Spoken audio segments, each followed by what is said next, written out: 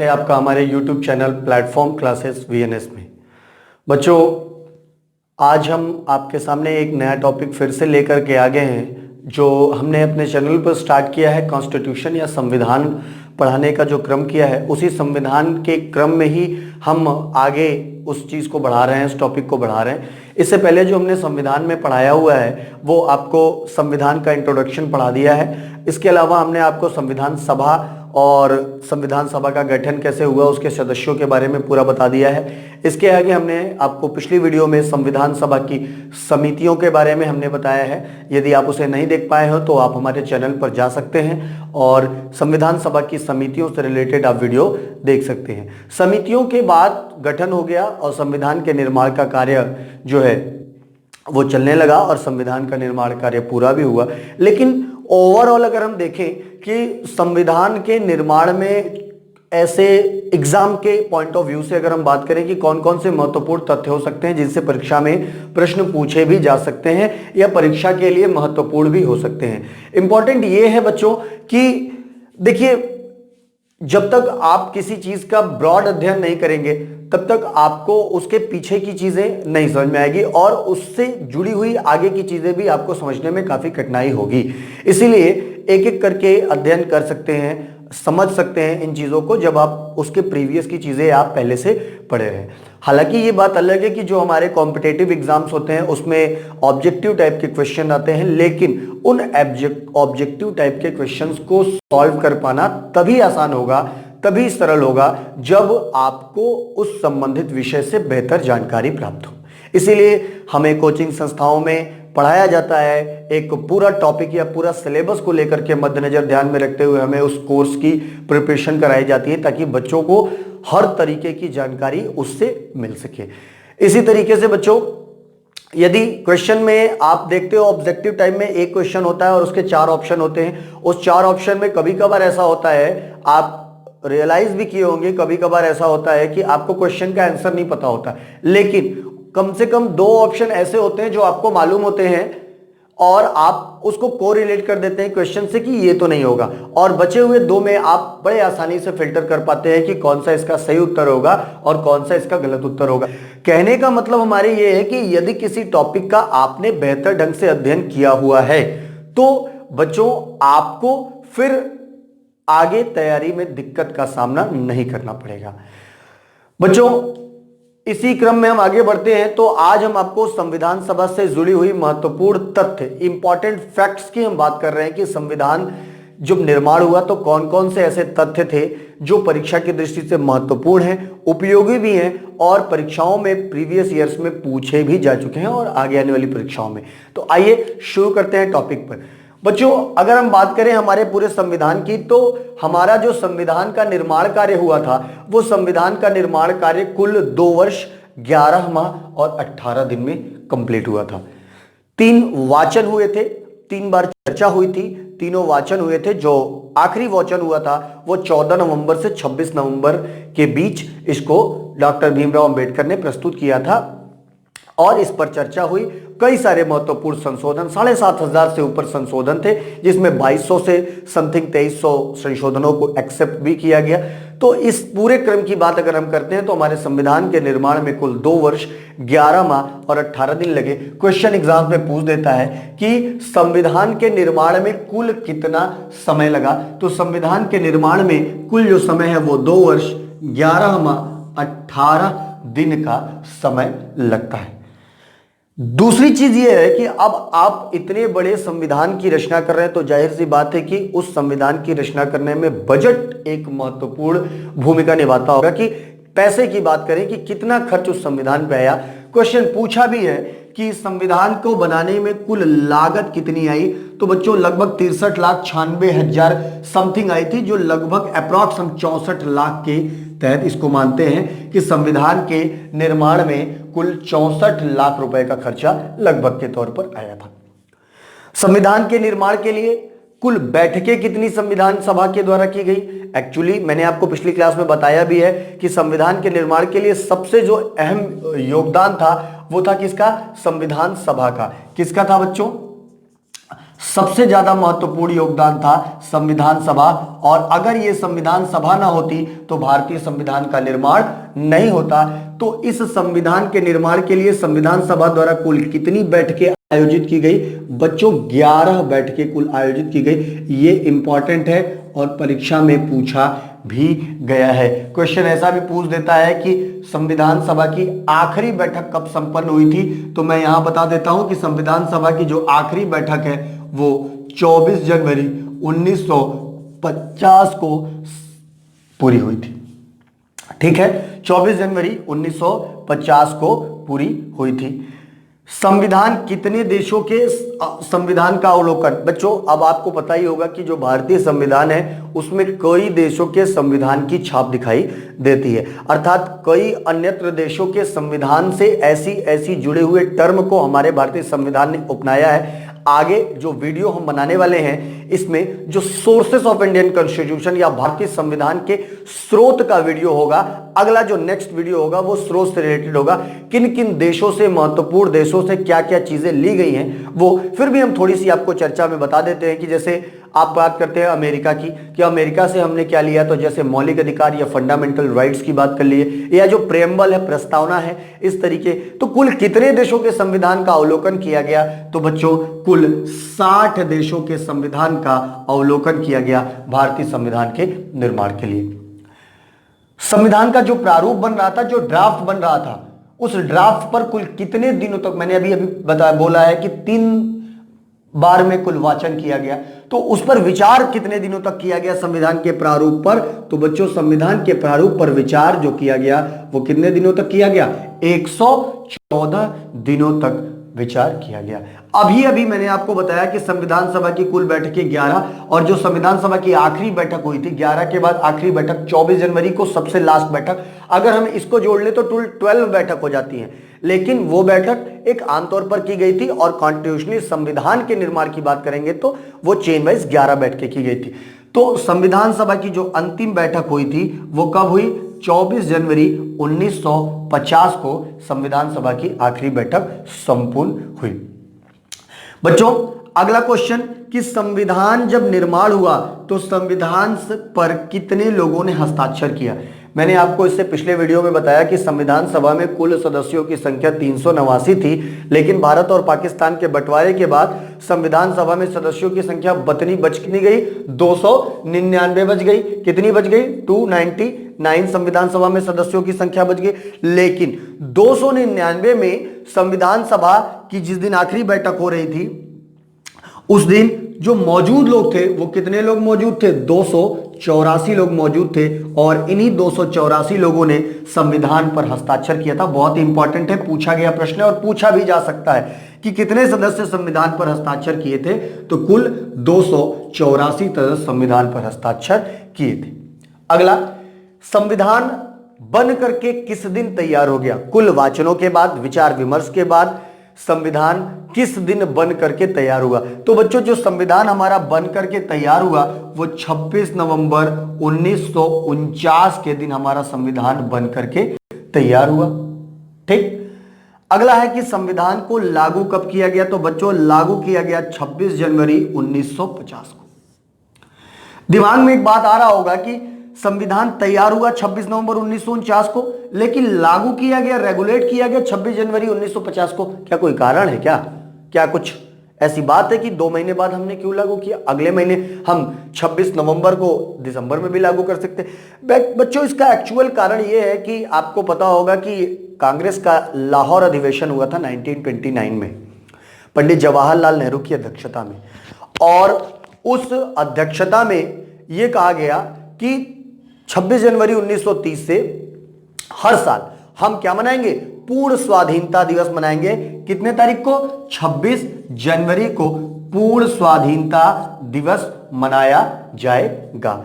इसी क्रम में जो हमारे संविधान के विधिवेता लोग थे, बड़े लोग थे, माननीय लोग थे, उन्होंने कहा कि क्यों ना भारत के संविधान को, यदि पूर्ण स्वाधीनता की बात 26 जनवरी को है तो क्यों ना भारत के संविधान को लागू कब किया जाए? 26 जनवरी 1950 को। यही कारण है कि भारतीय संविधान को लागू कब किया गया? 26 जनवरी 1950 को। अगला बढ़ते हैं, आगे बढ़ते हैं बच्चों। जब संविधान आपका निर्माण हुआ तो भारतीय संविधान में अनुच्छेद 395 थे। कुल कितने अनुच्छेद थे? 395 अनुच्छेद। अनुसूचियां 8 और भाग कितने? 12 थे।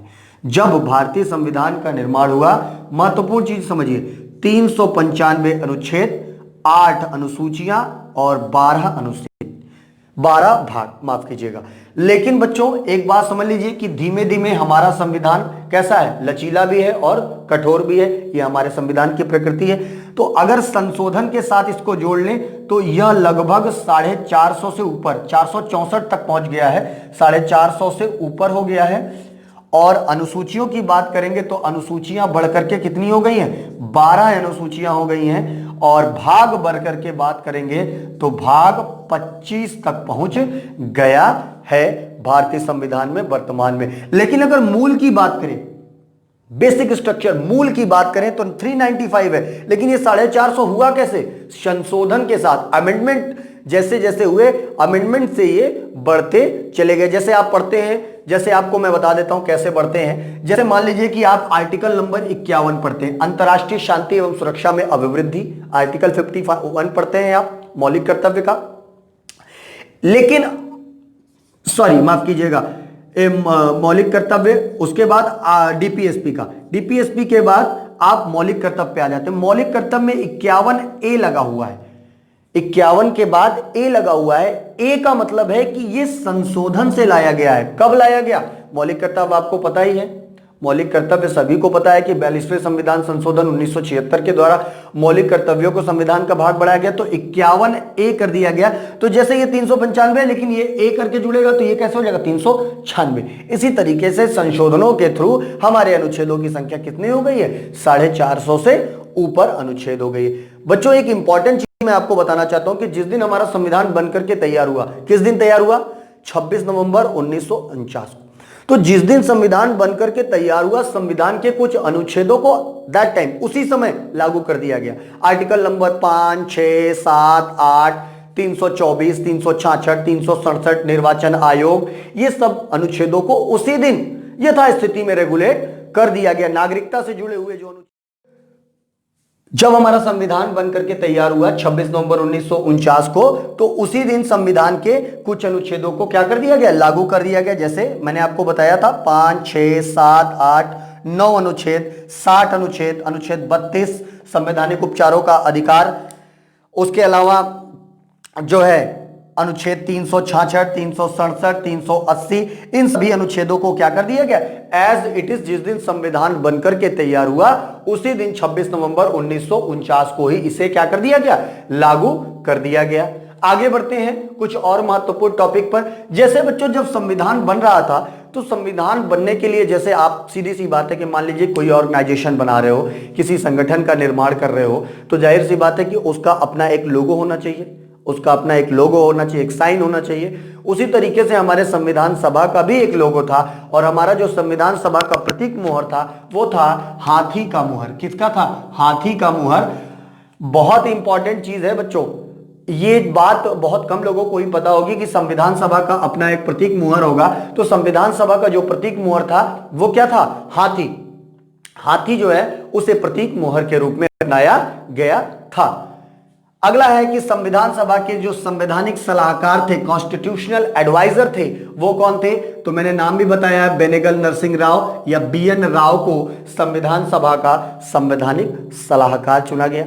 इसके अलावा संविधान सभा के सचिव भी चुने गए, और वो चुने गए कौन? HVR अयंगर। ये संविधान सभा के कौन थे? सेक्रेटरी थे। सचिव भी चुने गए थे। बच्चों इसमें कुछ चीजें आपको ऐसी मिलेंगी जो आपको किताबों में नहीं मिलेगी, डिफरेंट मिलेगी, इसलिए आप इस वीडियो को लास्ट तक देखें, मेरी आपसे यही अपील है। संविधान सभा के जो सचिव थे वो कौन थे? HVR अयंगर थे। एक सबसे महत्वपूर्ण बात बताने जा रहा हूं, बहुत लोगों के दिमाग में ये बात है, जनरली लोग जो बहुत कम जानते हैं या ऐसा, कि संविधान सभा को डॉक्टर भीमराव अंबेडकर ने लिखा था। नहीं, बिल्कुल गलत है। संविधान सभा को अंबेडकर साहब ने नहीं लिखा था, उन्होंने उसके प्रारूप को तैयार किया था, ड्राफ्ट को तैयार किया था। बट संविधान को लिखना बहुत बड़ा एक, समझ लीजिए, अपॉर्चुनिटी थी, एक बहुत मेहनत का काम था। और संविधान सभा को लिखने का जो काम किया था वो किसने किया था? प्रेम बिहारी नारायण रायजादा। ध्यान से इस नाम को सुनिए। इन्होंने संविधान सभा को अंग्रेजी में और अंग्रेजी के इटालियन शैली में, किसमें बच्चों, इटालियन शैली, लिख दे रहा हूं, अंग्रेजी के इटालियन शैली में संविधान सभा को इन्होंने लिखा। किसने, प्रेम बिहारी नारायण रायजादा ने संविधान सभा को इटालियन शैली में लिखा था। और ताज्जुब की बात मैं आपको यह भी बता दूं, कुछ रहस्य वाली बात, कि संविधान को लिखने के लिए प्रेम बिहारी नारायण रायजादा ने 1 रुपए भी नहीं लिया था। इन्होंने जवाहरलाल नेहरू से एक शर्त रखी कि यदि मैं संविधान को लिखूंगा तो संविधान के हर एक पेज पर मेरा नाम लिखा रहेगा और संविधान के जो आखिरी पेज होगा उस पर मेरा और मेरे पिताजी का जो है नाम लिखा होगा, क्योंकि इन्होंने इटालियन शैली अपने पिताजी से ही सीखी थी। इसी शर्त के साथ जवाहरलाल नेहरू मान गए थे और इन्होंने संविधान लिखने के लिए 1 रुपए भी नहीं लिया था। कुछ महत्वपूर्ण जानकारियां थी ये संविधान लिखने के लिए प्रेम बिहारी नारायण रायजादा ने। और बच्चों, संविधान का फिर बाद में 1949 के बाद संविधान को पहले तो इंग्लिश में लिखा गया, बाद में इसका ट्रांसलेशन किया गया हिंदी में। तो संविधान को हिंदी में लिखा है और वो किसने लिखा है, वसंत कृष्ण वैद्य द्वारा हिंदी में संविधान को लिखा गया। और संविधान लिखने के बाद जो उसके अगल बगल की सजावट थी हिंदी वाले, वो किसने किया था, नंदलाल बोस ने किया था हिंदी किताब में। और बच्चों, अगर अंग्रेजी की बात करेंगे कि संविधान की जो बुक, ओरिजिनल बुक लिखी गई इंग्लिश वाली, उसकी अगर अलंकरण की बात करें या उसके सौंदर्यीकरण या सजावट की बात करेंगे तो उसका सौंदर्यीकरण किया था किसने, मदन लाल बोस और ब्यूहर राम मनोहर सिन्हा ने। ठीक है, ये अंग्रेजी वाले हैं, ये अंग्रेजी वाली किताब का किए थे, मदन लाल बोस और ब्यूहर राम मनोहर सिन्हा ने किया था। और जो वसंत कृष्ण वैद्य ने लिखा था उसका सौंदर्यीकरण किसने किया था, नंदलाल बोस ने किया था। और जो अंग्रेजी वाली किताब थी, ये जो राम मनोहर ब्यूहर राम मनोहर सिन्हा और मदन लाल बोस है, ये कहां के कलाकार हैं, तो ये शांति निकेतन के कलाकार हैं। पूछा गया है, महत्वपूर्ण है, परीक्षाओं में पूछा भी गया है। इसी के साथ साथ इसमें और भी महत्वपूर्ण चीजें हैं, जैसे बच्चों बात करेंगे कि हमारा राष्ट्रीय गीत वंदे मातरम या राष्ट्रगान को भी कब अपनाया गया, तो वो भी इसी चरण में है। इसे थोड़ा साफ करते हैं फिर बताते हैं कि मई, फिर उसके बाद अगला जो महत्वपूर्ण इंपॉर्टेंट फैक्ट था वो था कि जो मई 1949 था, भारत, जैसे आपको पता होगा कि कॉमनवेल्थ एक जो है ऑर्गेनाइजेशन है जिसमें जो भी ब्रिटेन के उपनिवेश होते हैं वो कॉमनवेल्थ के सदस्य होते हैं, राष्ट्रमंडल के सदस्य होते हैं। तो संविधान के बनने के बाद 1949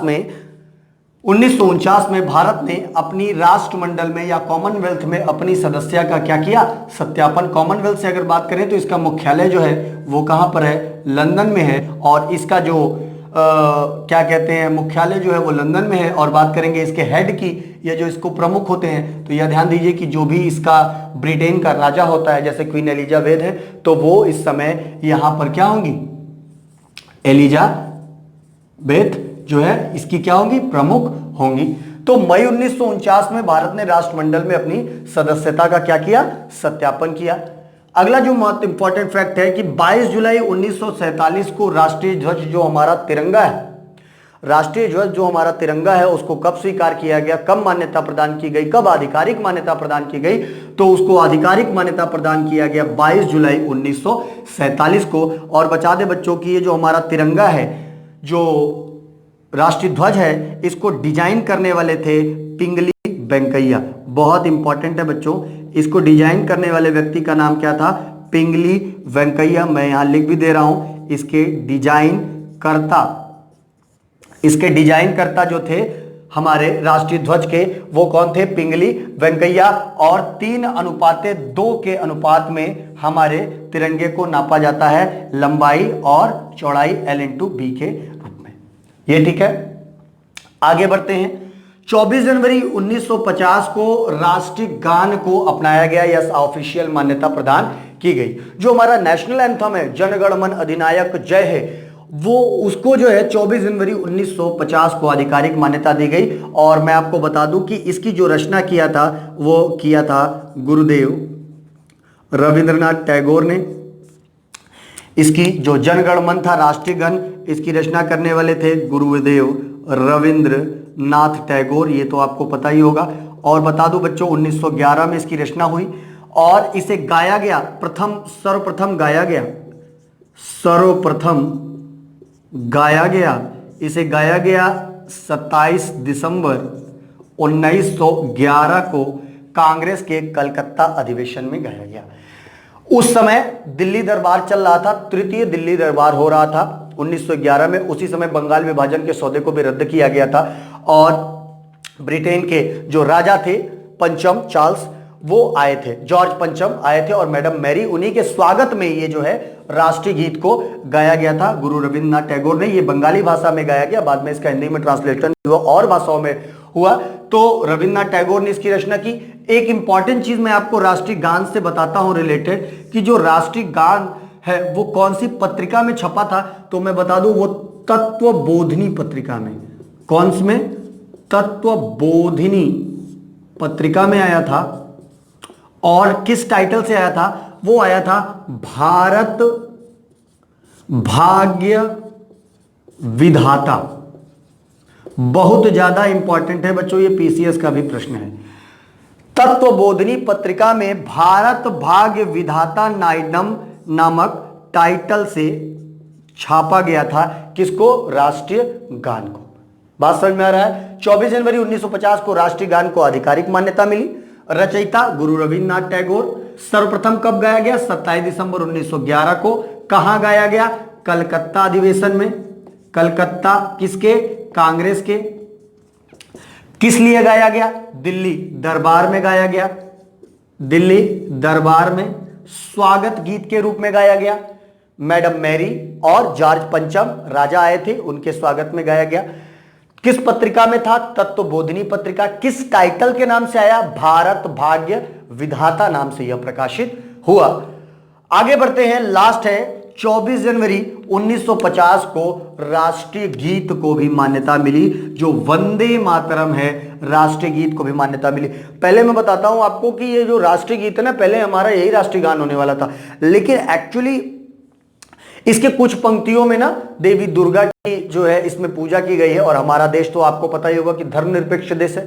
किसी देश को, किसी जाति को, किसी धर्म को नहीं मानता है, सब बंधनों से मुक्त है हमारा देश। इसलिए किसी को इससे दिक्कत ना हो, कुछ मुस्लिम भाइयों ने आपत्ति की, इस वजह से इसको नहीं मनाया गया, लेकिन इसे राष्ट्रीय गीत के रूप में मान्यता प्रदान की गई। और इसके रचयिता जो हैं बच्चों, जो हमारे राष्ट्रीय गीत के रचयिता है आपको पता ही है, बंकिम चंद्र चटर्जी।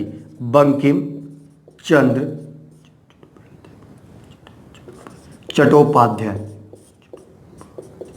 माफ कीजिएगा चटर्जी बोल दिए थे, चट्टोपाध्याय। बंकिम चंद्र चट्टोपाध्याय ने 1882 में इनकी भी एक पत्रिका आई थी, आनंद मठ। आनंद मठ, इसमें इन्होंने राष्ट्रीय गीत को, और इसको, ये जो राष्ट्रीय गीत था इसे भी पहली बार कब गाया गया? पहली बार गाया गया, पहली बार 1896 के कलकत्ता में कांग्रेस अधिवेशन में। 1896 में कांग्रेस अधिवेशन में। और इसे गाने वाले कौन थे? तो ये रविंद्रनाथ टैगोर। रविंद्रनाथ टैगोर इन्होंने गाया। ध्यान समझ में आया? 24 जनवरी 1950 को राष्ट्रीय गीत को भी आधिकारिक मान्यता मिली। बंकिम चंद्र चट्टोपाध्याय, सॉरी बंकिम चंद्र चटर्जी, माफ कीजिएगा ये चट्टोपाध्याय हो गया है, थोड़ा सा इसको मिसअंडरस्टैंडिंग हो गई। चटर्जी ने इसको लिखा है 1882 में आनंद मठ में, और पहली बार 1896 में कांग्रेस अधिवेशन में गाया गया और रविंद्रनाथ टैगोर के द्वारा गाया गया। तो बच्चों ये संविधान सभा से जुड़े हुए कुछ महत्वपूर्ण टॉपिक थे, तथ्य थे। उम्मीद है आपको बहुत पसंद आया होगा, और यदि आपको पसंद आया तो अपने कमेंट के थ्रू जरूर बताएं। और अभी हमारे चैनल को सब्सक्राइब नहीं किए हैं तो एक बार सब्सक्राइब कर लें। बहुत बहुत धन्यवाद। Thank you so much.